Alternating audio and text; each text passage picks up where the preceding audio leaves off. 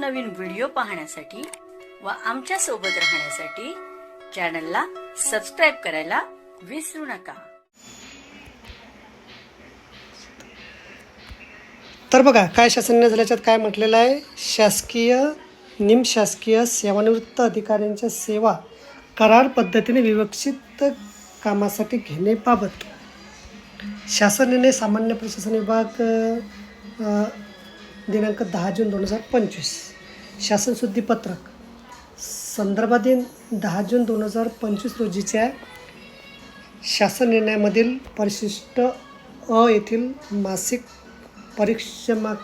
परिश्रमिकाची व भत्त्याची गणना करण्याबाबतच्या उदाहरणाच्या तक्त्यातील क्रमांक 7 व 8व्या ओळीतील निवास भत्ता, प्रवास भत्ता आणि दूरध्वनी भत्ता या सर्व भत्त्यापोटी प्रतिमाह कमाल अनुदेय रक्कम मासिक परिश्रमिकांच्या 25% व एकूण यासमोरील दर्शविण्यात आलेल्या रकमाखालील जास्तीत जास्त शब्दात वगळण्यात येत आहेत।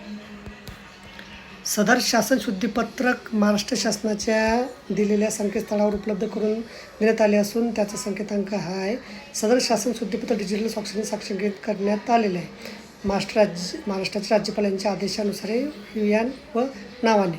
तर बघा अशा प्रकारे अत्यंत महत्त्वाची माहिती आपल्याला समजली असेल। व्हिडिओसुद्धा आवडला असेल तर लाईक करा आणि शेअर करायला विसरू नका।